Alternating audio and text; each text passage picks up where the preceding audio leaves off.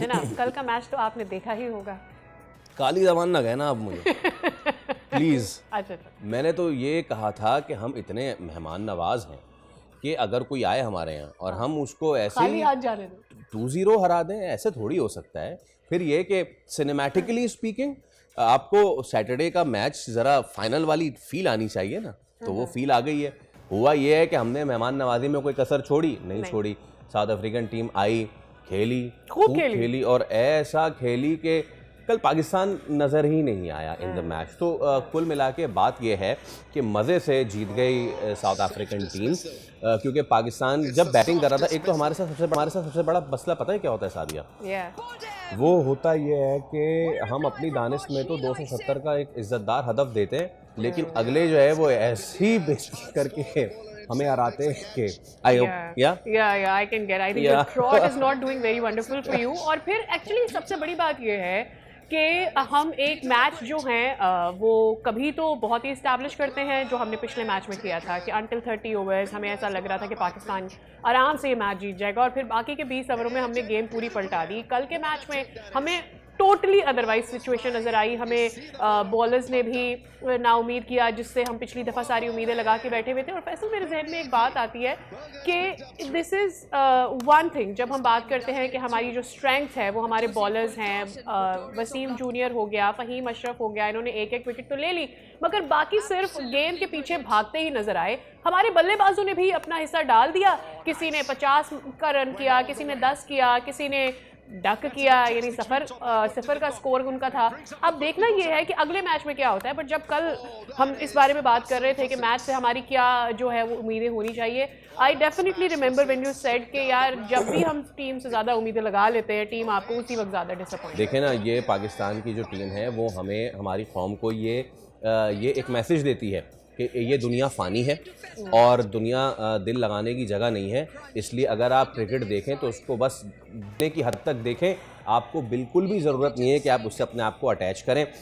अगर दोबारा से ज़रा खुलासा करें, अगर हम फुटेज प्ले करें ज़रा पाकिस्तानी बल्लेबाजी की, क्योंकि जब आपके शुरू के 3 ही बल्लेबाज तू चल में आया कि मिसदाक के लिए फ़खर जमान ये आउट हो गए जनाब बाउंसर पे, उसके बाद वो अपना कंधा से ला रहे थे, कंधे से नहीं लगा था, ग्लव से लगा था, बेवकूफ़ बना रहे थे। और ये है वो डिसमिसल कि मुझे लगा कि लॉर्ड्स में खेल रहे बाबर आजम, और बर्गर ने जो है उनको जिंगर कर दिया और वो भी आउट हो गए। एंड देन रिजवान, जिसकी मुझे समझ में नहीं आई। मीनवाइल अगर हमारे पास वो तस्वीर है जो कल से गर्दिश कर रही है बाबर आजम की, अगर हम वो दिखा सकें, बाकी फिर शायद उनको दोबारा बाद में डिस्कस करते हैं। एक तस्वीर आई है सादिया, और उस तस्वीर में लोग ये कह रहे हैं कि देखें यार, बाबर आजम जो है वो आउट हुए, आउट होने के बाद वो ड्रेसिंग रूम में गए और ड्रेसिंग रूम में जाके वो रो रहे हैं।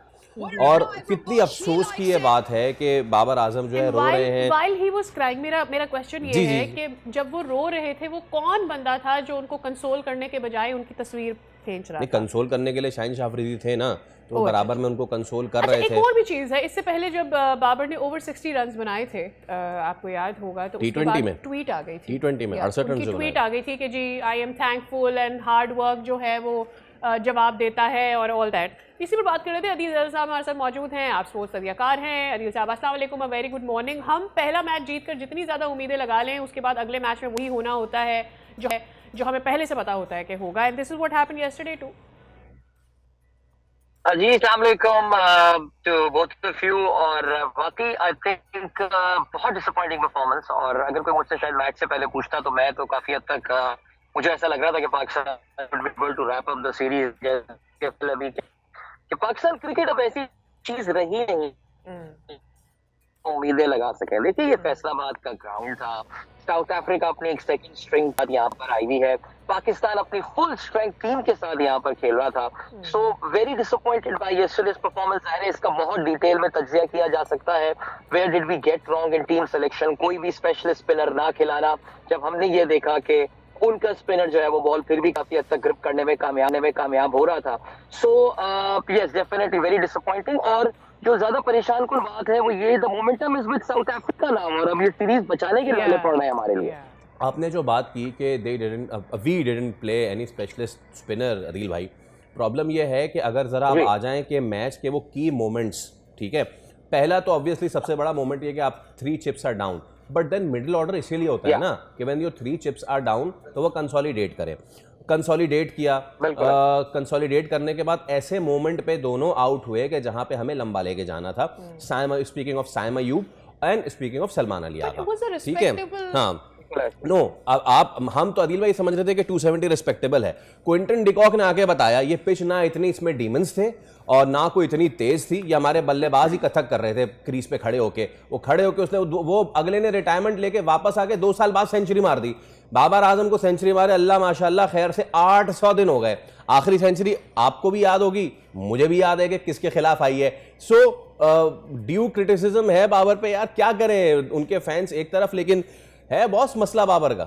बट सर बाबर का नहीं है। देखिए नहीं, मैं सॉरी अगर मैं यहाँ थोड़ा सा मैं दखलंदाजी करूँ इस गुफ्तगू में। बाबर आजम ने तो अब ऑनेस्टली स्पीकिंग, फैसल कल मैंने 2 ट्वीट्स किए बाबर के हवाले से कि भाई इस सीरीज में 5 इनिंग्स हो चुकी हैं जिसमें बाबर 4 में फेल हुए और सिर्फ 1 में कामयाब हुए हैं। और वो पता नहीं उन्हें जो 1 में कामयाब हुए थे उसके बाद ऐसा लग रहा था कि जैसे पता नहीं कोई वर्ल्ड कप जीत कर आ गए हैं पाकिस्तान के लिए। हमने वर्ल्ड टेस्ट चैंपियनशिप जीत लिया, T20 वर्ल्ड कप जीत लिया है। उस पर जो सेलिब्रेशन चल रही थी, आई एम सॉरी टू से, मुझे तो बल्कि ये आपका क्लिप जब यूट्यूब पे लगेगा तो इसके नीचे भी गालियां ही पड़ रही होंगी। आप बाबर आजम क्या कोई इतनी कोई मुकद्दस शख्सियत हो चुके हैं कि वो पाकिस्तान में हकीकत से मावरा हो चुके हैं। आई मीन अब देखिए ना, एक और बात समझने की है। अब ये बर्गर जो है, ये बाबर को कल जिस तरह, जब बाबर तो पहले एक LBW अपील सर्वाइव कर चुके थे, वो तो इतना बड़ा, वो तो उनकी लकी थी कि जी उन्होंने रिव्यू ले लिया। बाबर वैसे आमतौर से रिव्यू जरूर लेते हैं अपने आउट होने पे, बिकॉज वो अपने आप की कितनी बड़ी विकेट समझते हैं। वो तो किस्मत है, वो तो, but he was always struggling. I mean सिर्फ इसलिए कि वो बंदा 140 में बात बॉलिंग कर रहा था, बाबर वहां स्ट्रगल कर रहे हैं। जहां पे बाबर जो है वो 10-12वें ओवर में आते हैं फौरन दुनिया के, अब तो हर छोटे से कप्तान को भी पता है, यूएई के कप्तान को भी पता है कि यार स्पिनर लगाओ, ये भी आउट होकर चला जाएगा। देखिए something is wrong. Babar great player है। कब तक आप 2022 तक के हमें स्टैटिस्टिक्स दिखा के इस बात के ढारस बनाएंगे कि यार ये ग्रेट है, किंग है? नहीं भाई, ये बैड पैच नहीं है। बैड पैच होता है 5 महीने 4 महीने, यार 1 साल खींच लो तुम बैड पैच। एक खिलाड़ी 2.5 साल से परफॉर्म नहीं कर पा रहे, there is something wrong. Babar needs to work on his technique, जो कुछ करना पड़ेगा। और सबसे इम्पोर्टेंटली बाबर अपने ना उस उस जरा बबल से बाहर निकल आए हैं कि जहाँ पे उनके सपोर्टर्स और ये सब उनको पता नहीं चढ़ा के उनको क्या बना दिया है। जितने भी बाबर के रिकॉर्ड्स हैं वो सारे के सारे 2023 पे आके उसमें फुल स्टॉप लग गया है।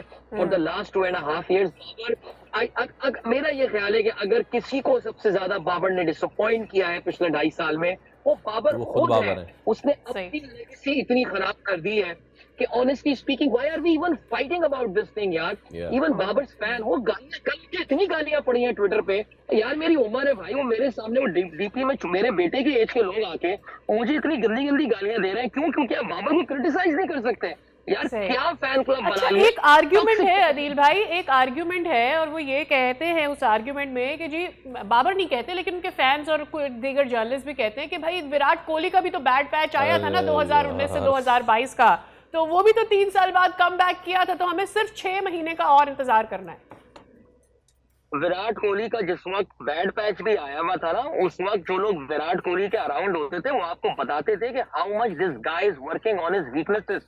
वो इंडिया के बड़े बड़े बैट्समैन के पास, वो दुनिया के बड़े बड़े बैट्समैन के पास जाकर उनसे पूछा करता था कि भाई how can I improve and all. ये मैं अब देखें, आपके भी स्पोर्ट्स के जर्नलिस्ट होंगे। अब मसला ये ना कि इस वक्त तो पीसीबी के खिलाफ कोई बात भी नहीं कर सकता, लेकिन ये बात की जाती है कि बाबर आजम को कुछ लोगों ने ऑफर किया था कि आओ मेरे साथ आके तुम जरा हम तुम्हारी टेक्निक पे काम करते हैं। लेकिन वो शायद इतनी, एक तो हम पाकिस्तानी इतनी जल्दी लोगों को जावेद मियादाद बना देते हैं, इतनी जल्दी हम मामूल बना देते हैं, हनीफ मोहम्मद बना देते हैं। वो समझते हैं तुम कौन हो मुझे समझाने वाले यार? मैं तो जी रिचर्ड्स का रिकॉर्ड तोड़ने वाला हूँ, मैंने तो जी मियादाद के रिकॉर्ड तोड़े हुए, तुम सिखाओगे मुझे बैटिंग क्या होती है? देखिए हम सब ने बाबर को टूट के चाहा है। फैसल, आपको याद है हमने 7 ट्रांसमिशन किए वर्ल्ड कप की।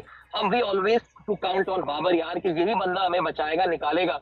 लेकिन for the sake of Pakistan cricket and for your own sake, Babar Azam please seek professional help यार।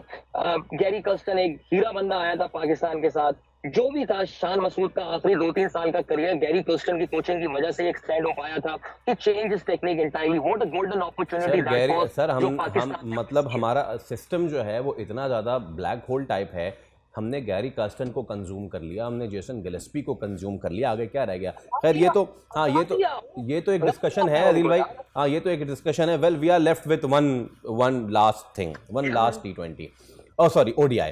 अब कल एक अच्छा चेंज मुझे लगा, अगेन एक चीज जो कि मैं नहीं, जिस पर मुझे अच्छा लग रहा बात करना, बट हसन नवाज को आपने बाहर किया, फ़हीम अशरफ को यू चिप्ड इन। हम जो मोमेंट्स की बात कर रहे हैं, उस वक्त साउथ अफ्रीकन कमेंटेटर भी परेशान हो गया था जिस वक्त जब नसीम शाह ने कैच छोड़ा, लेकिन उसके बाद भी अच्छा बॉल कर रहे थे। शाहीन ने भी अच्छा बॉल किया, शुरू के 9 ओवर्स में अच्छा बॉल किया आपने, विकेट अच्छा था, अच्छा बाउंस मिल रहा था फास्ट बॉलर को, और अगर वो स्लो इन वन कर रहा था तो वो ग्रिप भी हो रहा था। आप साइम अयूब को ले आए, वो साउथ अफ्रीकन कमेंटेटर कह रहा है भाई आपके पास वसीम जूनियर और फ़हीम अशरफ किस मर्ज की दवा है, आप साइम अयूब को ले आए।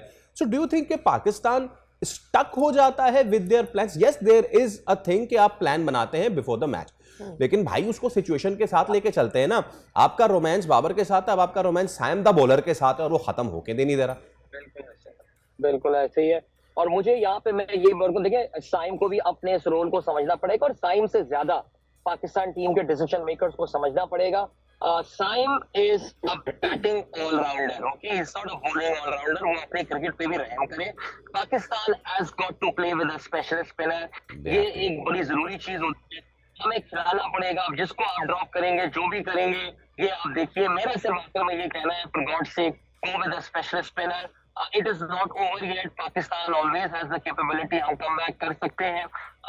लेकिन जो सबसे क्रिटिकल बात मेरे ख्याल से yesterday where we lost that game, it wasn't 27 for 3, it was जिस वक्त साइम और आगा आउट हुए हैं, I think that was the moment जहां पाकिस्तान को पुश करना था towards 300, and I think we missed that thing out. I really hope हम इसको ओवरकम करें। Good luck to Pakistan team for the third ODI. और एट द सेम टाइम मेरे ज़हन में ये भी बात आ रही थी कि हम किसी को भी क्रिटिसाइज करें। आपको याद होगा जब शाहीन शाह अफरीदी को तीनों फॉर्मेट्स में खिला रहे थे हम, तो हर कोई ये बात कर रहा था कि भाई आप अपने बेस्ट जो बॉलर्स होते हैं, खासतौर पर पेसर्स को, आप उन्हें इस तरह से नहीं इस्तेमाल करते हैं, आपको ये देखना होता है कि उनकी फिटनेस क्या है। उसी टाइम पर आपको याद होगा हमारे चंद जो सीनियर प्लेयर्स हैं, उन्होंने, जो कि पेसर्स हैं, उन्होंने बड़ी तनकीद भी की थी शाहीन शाह अफरीदी पे। हम तो 20-20 ओवर कर लेते थे, हम तो 40-40 ओवर से प्रैक्टिस करते थे, और आजकल के जो बॉलर्स आ रहे हैं उनकी तो फिटनेस के इतने मसाइल हो रहे हैं। तो दोनों तरफ की तनकीद की जा रही थी। कहने का मकसद ये है, विद साइम अयूब, जब तक कि डिसीजन मेकर्स डिसीजन नहीं लेंगे, वो साइम अपने लिए क्या ही डिसीजन लेगा? क्योंकि हमें पता है कि एक ऐसा बंदा जो बैट के साथ स्ट्रगल कर रहा है, वो 2-2 विकेटें करके अपनी जगह पक्की कर रहा था ना, तो उसको तो सही लग रहा होगा। Now the decision maker has to make a move. At the end of the day it boils down to that fact that 270 the par total on his wicket. एक चीज जिसका हमने शायद जिक्र करना और भी मैंने तो ये नोट किया कि जिस वक्त 75 रन पे एक भी खिलाड़ी आउट नहीं हुआ था साउथ अफ्रीका का, पाकिस्तान की बॉडी लैंग्वेज बड़ी खराब हो गई थी। यानी पाकिस्तान के फील्डर्स हुए या पाकिस्तान के बॉलर्स हुए, लग रहा था जैसे पता नहीं क्या कि यार अब हम शायद मैच हमारे हाथ से निकल चुके हैं, हम जीत नहीं सकते, या तो कोई टी का ऐसा उनको कोई पुरानी याददाश्त वापस आ गई कि यार इसने हमें पहले बड़ी कुट लगाई है, ये फिर हमें नहीं छोड़ेगा। ठीक है, बिल्कुल। यस अदील भाई, ओके, एक तो ये है कि thank you for your time because you are travelling, please enjoy. हमने आपका जो ट्रैवल है उसका आप किया पाकिस्तान की ODI पे बात करके, but please go on and enjoy your travel. Meanwhile अब उम्मीदें सारी अब आखिरी वनडे से हैं, सनसनीखेज होने जा गई, सनसनीखेज बहुत ही मरहला में दाखिल हो चुका है, and let's wish Pakistan best of luck भाई। होम सीरीज आपने टेस्ट जो है ड्रॉ की, जीत सकते थे, T20 जीत लिया, मुबारक हो। ODI is at stake. मैं तो कहता हूं कि मेहमान नवाजी दिखाते हैं, ले जाएं ODI सीरीज, ले जाए, कुछ तो लेके जाए ना साउथ अफ्रीका, कोई कप तो लेके जाए। इतना दे दिया है with the cricket. I genuinely want to say कि भाई for one time think of your own nation as well, उनको गिफ्ट दे दें आप ये सीरीज। चलें फिर ये कप हम नहीं दे रहे फिर, लेकिन कुछ कर लें इस सीरीज के बाद, after what you done with the test series जो आपने किया, अच्छी खासी जीतने जा रहे थे, बराबर हो गया। सब्सक्राइब करें और बेल दबाएं ताकि कोई खबर रह न जाए।